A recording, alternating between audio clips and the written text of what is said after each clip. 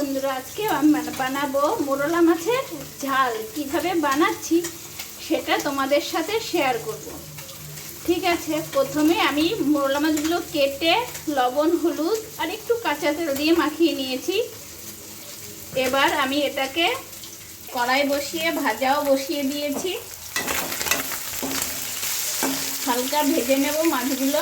দেখো মাছগুলো কত সুন্দর ভাজা হচ্ছে, হালকা, ज़्यादा বেশি না, কম করে ভাজবো। তার জন্য আমি মশলা করে নিয়েছি কাঁচা লঙ্কা বাটা, 2-4টা জিরা বেটে নিয়েছি, আর আমি নিয়ে নিয়েছি কাঁচকলা, কটা পটল দিয়ে পাতলা, হালকা পাতলা ঝোল বানাবো। গরমের দিন তো, তাই কোনো রিস্ক দেবো না আমি তেমন।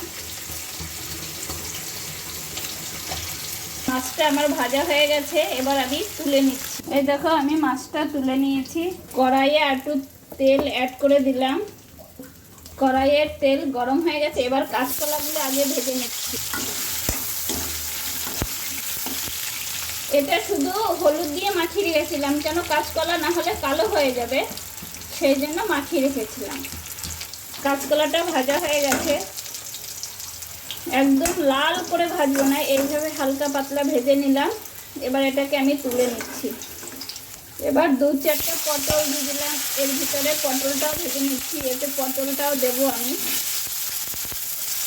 পটলটাও আমার ভাজা হয়ে গেছে, এবার পটলটা আমি তুলে নিচ্ছি। এই দেখো মাছ, পটল, কাঁচকলা সব এক থালাতেই ভেজে রেখে দিলাম। এবার এই তেলে আমি অ্যাড করে দিচ্ছি জিরা ফোড়ন, সাদা জিরা, আর দিয়ে দিলাম 2টো তেজপাতা ছিঁড়ে। এই যে মশলাটা করেছিলাম ওটা দিয়ে দিলাম এর ভিতরে। লঙ্কা বাটাটা এর ভিতরে দিয়ে দিলাম। এবার এর ভিতরে আমি হলুদ অ্যাড করে দিচ্ছি। এবার মশলাটাকে ভালো করে কষিয়ে নেব।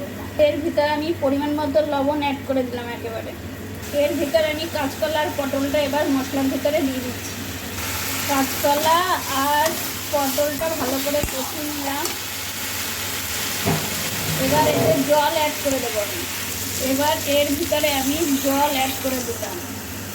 দেখো ঝোলটা কত সুন্দর টকবক করে ফুটছে। এবার এর ভিতরে আমি মোরলা মাছটা ঢেলে দিচ্ছি।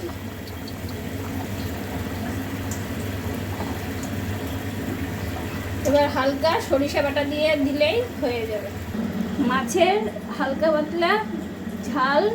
এর জন্য আমি নিয়ে নিয়েছি কালো আর সাদা সরিষা, এটাকে আমি পেস্ট করে নেব। আমি যে সরিষাটা পেস্ট করেছি এটা ছেঁকে নেব, ছেঁকে আমি এর জলটা দিয়ে দেবো।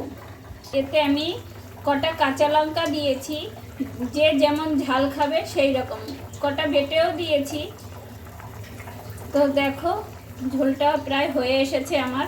এই যে আমি সরিষা বাটার ওটা দিয়ে দিলাম ছেঁকে জলটা, আর একটু যে শিলনোড়ায় যেমন বেটে রাখে সেরকম বেটে রেখেছিলাম সেটাও আমি দিয়ে দিলাম। এবার ফুটানোর পরে ঝোলটা আমার হয়ে যাবে। দেখো মাছের ঝালটা আমার হয়ে গেছে। এবার আমি গ্যাসটা বন্ধ করে দেব। গ্যাসটা আমি বন্ধ করে দিলাম।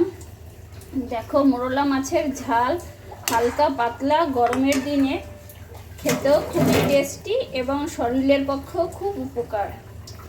তোমরা এই রকম বানাবে আর খেয়ে দেখবে, খুবই টেস্টি। এটাকে তোমরা আরেকটু গ্রেভিটাকে টানিয়ে নিতে পারো। যেমন টেস্টি তেমনি সুস্বাদু, গরম ভাতে অসাধারণ লাগবে।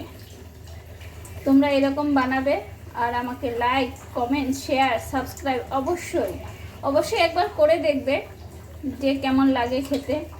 তোমরা ভালো থাকবে এবং সুস্থ থাকবে। Tata, bye bye.